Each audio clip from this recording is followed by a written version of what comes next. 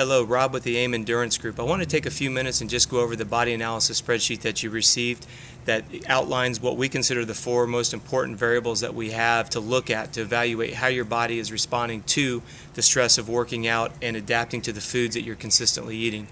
You'll notice on your spreadsheet there's 4 variables. The first one is your resting heart rate in the morning.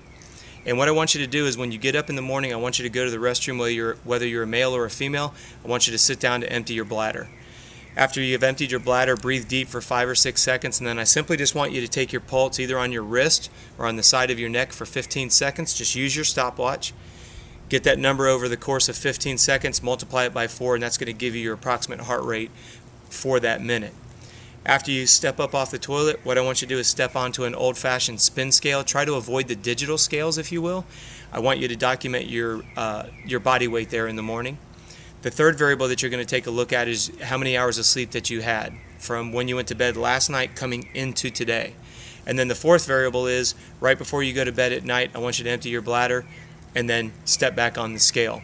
Now the reason why those 4 variables are so important to you as an athlete is the very first one, your resting heart rate. You have to understand that the body adapts to stress in various ways. One of the most positive and most consistent variables that you're going to notice it in is going to be in resting heart rate. So whether you had a really long workout or whether you had a very intense workout, what we want to figure out is your body absorbing the stress that you put it under the day before or maybe even 2 days before. Okay? We're going to talk a little bit more about when we gather the data, how to interpret it, but this video is all about why we're doing it and how to do it effectively. The second thing that we look at is going to be looking at your body weight. Okay? Just like we were talking about, if you've come off a hard workout 2 days ago or maybe even yesterday and your body has some inflammation and swelling associated to the microtrauma tears in the tissue, we would expect to see an elevated body weight as well. The thing is you want to be careful to use those 2 variables, resting heart rate and body weight. If you have some extra training on your schedule for today and those 2 variables are up by maybe 3 or 4 on the heart rate and maybe a pound or 2 on the body weight, you may want to reevaluate whether even going out and working out is going to be productive and or if you need to tweak the protocols that you've been submitted. Okay? Don't be afraid to pay attention to those variables because you have to understand those 2 variables show us whether or not your body is still trying to respond to the stress that you subjected it to. So when in doubt, err on the side of caution with those 2 variables. The third variable we look at is hours of sleep. Now we're going to talk a little bit about adrenal fatigue and some other symptoms later on in a video series, but for the sake of this conversation, the amount of hours of sleep starts from the minute you lay in bed until you wake up in the morning. Okay? The idea here is the more that we can get in you, the more your body's going to release the necessary growth hormones, which is going to cause you to be leaner. It's going to cause you to be able to adapt to stress much quicker.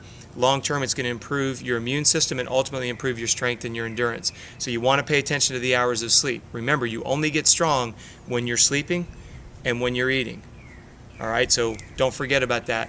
The fourth variable that we look at the end of the day is your body weight.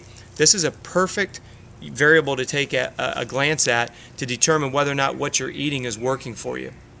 If you're eating a good amount of carbs in the form of fresh fruits and fresh vegetables, the retention of water that comes from storing your carbohydrates, okay?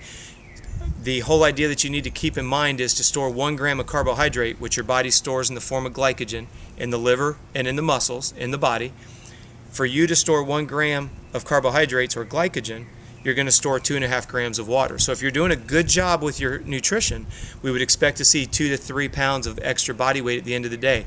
That's not fat. What that is that's natural, normal, fresh, proper hydration from the inside out. So please pay attention to those variables. Make sure you take the time to do them correctly and do them consistent each day. Input that into the spreadsheet that we submitted to you. Document that Monday through Sunday. And please send that data to us the following Monday so we have all 7 days. And we'll get that uploaded into your athlete profile, and then we'll be able to help you determine whether or not your body is absorbing the workouts we're submitting to you. If you have any questions, don't hesitate to drop us an email.